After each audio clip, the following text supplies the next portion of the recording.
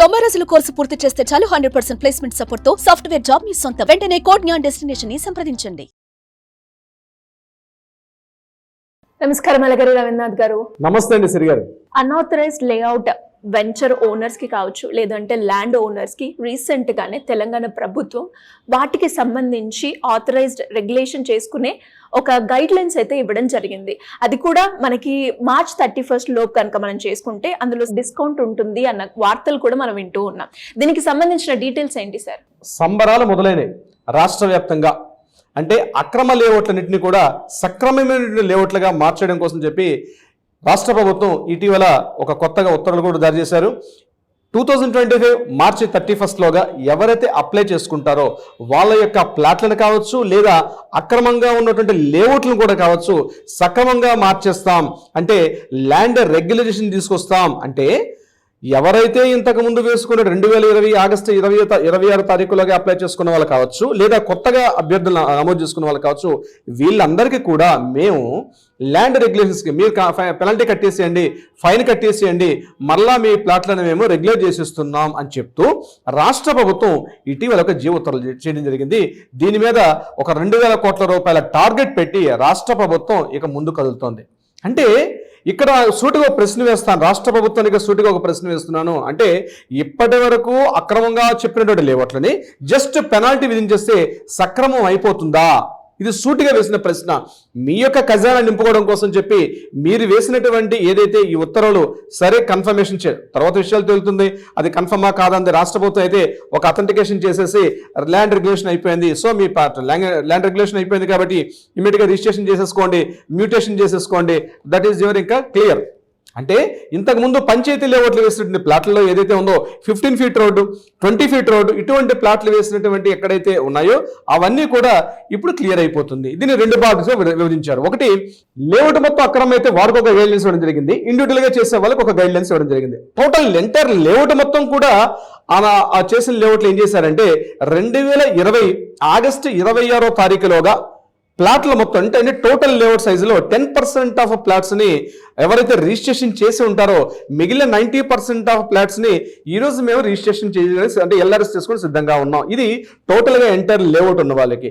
లేదా ఇండివిజువల్ గా ప్లాట్ వాళ్ళకి ఏం చేశారంటే దానికి సంబంధించినటువంటి ఆ యొక్క పత్రాలు తీసుకొని రాగలిగితే రిజిస్ట్రేషన్ అంటే ల్యాండ్ రెగ్యులేషన్ స్కీమ్ ఎల్ఆర్ఎస్ కింద ఫీ చెల్లించండి, మీ ఇమీడియట్ గా రిజిస్ట్రేషన్ కూడా చేసేసుకోవచ్చు అన్నటువంటి ఉత్తర్వులు జారీ చేయడం జరిగింది. అయితే ఈ మొదటి సిస్టమ్ నేను చెప్పినటువంటి ఎంటైర్ లేఅవుట్ మొత్తానికి అయితే ఎలా చేయాలి అనే విషయం మీద ఒక గైడ్ లైన్స్ నిన్న మనకి పరిపాలనా శాఖ కమిషనర్ గారు ఒక రిలీజ్ చేశారు. దాంట్లో చెప్పేటువంటి రూల్స్ ప్రకారం ఏంటంటే మొట్టమొదటి రూల్ నెంబర్ 1 ఏంటంటే టోటల్ లేఅవుట్ లో 10% ప్లాట్స్ ఆల్రెడీ రిజిస్ట్రేషన్ చేసేసాం, అంటే 2020 ఆగస్టు 26 ఈ ప్లాట్స్ ని రిజిస్ట్రేషన్ చేసేసాం అని చెప్తూ ఎన్ని ప్లాట్లు అయితే అమ్మారో ఆ చెక్ లిస్ట్ మొత్తం ఇవ్వాలి. నెంబర్ 1.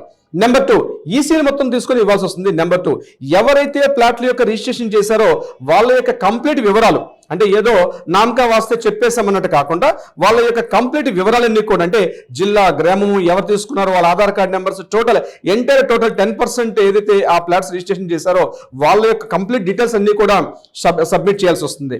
నెంబర్ 4 ఏంటంటే ఈ లేఅవుట్ లో మిగిలిన 90% ప్లాట్స్ అన్ని వేకెంట్ గా ఉన్నాయి అని చూపిస్తూ కూడా ఆ చెక్ లిస్ట్ కూడా ఇవ్వాల్సి వస్తుంది.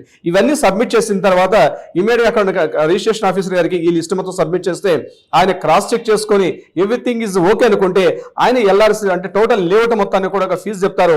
ఆ fee by default system generated amount చెప్తుంది.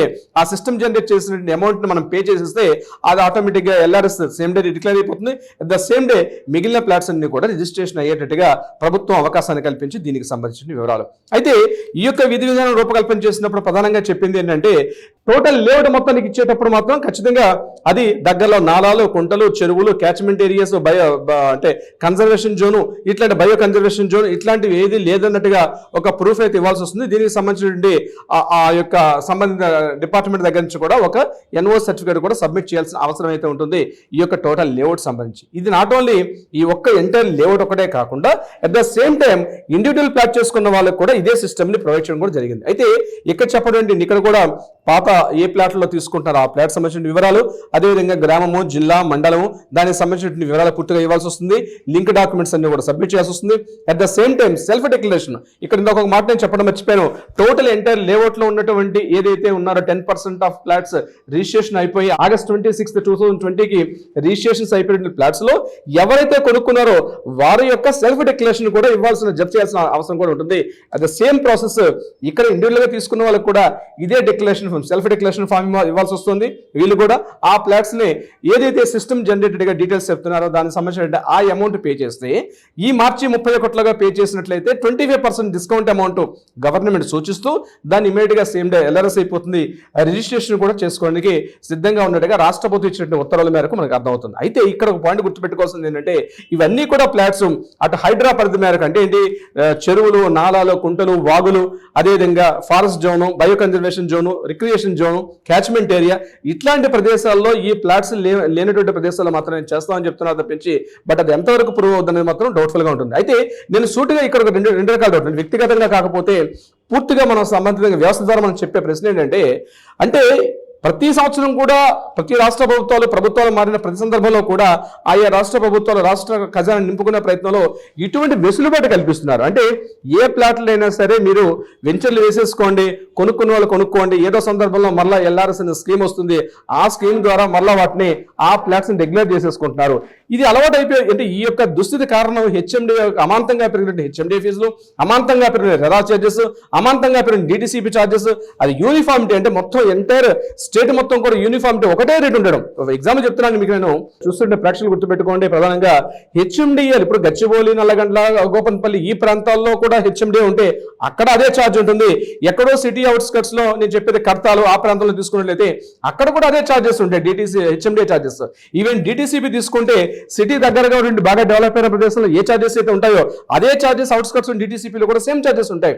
దీనివల్ల డెవలప్మెంట్ గ్రోత్ చూసినట్టయితే అక్కడ ఉన్నటువంటి రేటు ఇక్కడ రేట్ చూసినట్టయితే అబ్నార్మల్ చేంజెస్ ఉంటాయి, కానీ గవర్నమెంట్ ఫీజెస్ నార్మల్ గా ఉండడం వల్ల ఈ వ్యత్యాసం వచ్చే అవకాశం ఉంటుంది. తద్వారా ప్రాబ్లం ఏంటంటే ఈ ఫీజెస్ కట్టే బాబా ఈ ఫీజెస్ కట్టలేని చెప్పి వాళ్ళందరూ కూడా డిటిసి పంచాయతీలు వేసుకోవడం, మళ్ళీ ఎల్ఆర్ఎస్ వస్తుంది, ఎల్ఆర్ఎస్ ద్వారా మళ్ళీ ప్లాట్ని డిక్లేర్ చేసుకునేటువంటి వెసులుబాటు కూడా ఆయా రాష్ట్ర ప్రభుత్వాలు కల్పిస్తున్నాయి. సో ఈ సిస్టానికి ఎక్కడో దగ్గర మనం ఒక పులి స్టాప్ పెట్టాల్సిన అవసరం అయితే ఉంటుంది. అట్లీస్ట్ ఇప్పటికైనా రాష్ట్ర ప్రభుత్వాలు మేల్కొని దీన్ని ఇక్కడ పులి స్టాప్ పెడితే ఈ ఎల్ఆర్ఎస్ అనేటువంటి ఈ సిస్టమ్ ఏదైతే ఉందో ఒక టైం పెట్టి, ఒక 5 years 10 years 15 years ఒక టైం పెట్టి అక్కడతో ఉన్నటువంటి లేఅవుట్లు మరి ఇంకా ఎల్ఆర్ఎస్ చేయలేమన్నటువంటి బహుశా ఆ పరిస్థితి రాదనుకుంటాం.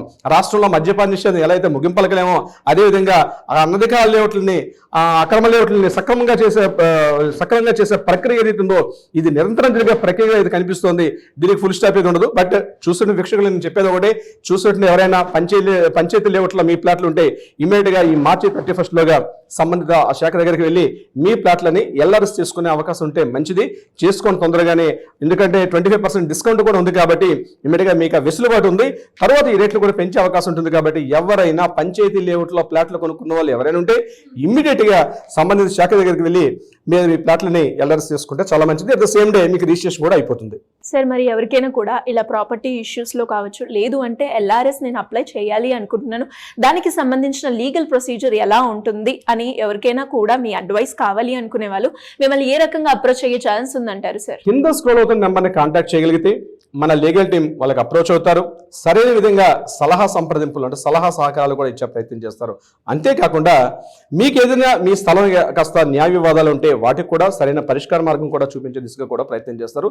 ఏదేమైనప్పుడు కూడా గుర్తుపెట్టుకోండి, ఎల్ఆర్ఎస్ ఒక మంచి ఆప్షను. దీనికి సంబంధించి ఏదైనా డీటెయిల్స్ కావాలనుకున్నా, వివరాలు కావాలనుకున్నా కింద స్క్రోల్ అవుతున్న నెంబర్ని కాంటాక్ట్ చేయండి. తక్షణమే మా లీగల్ టీం మిమ్మల్ని కాంటాక్ట్లోకి వస్తారు. Thank you sir, thank you so much. Thank you so much Siri గారు. సుమన్ టీవీలో మీ పర్సనల్ అండ్ బిజినెస్ ప్రమోషన్స్ కోసం కింది నెంబర్కి కాంటాక్ట్ చేయండి.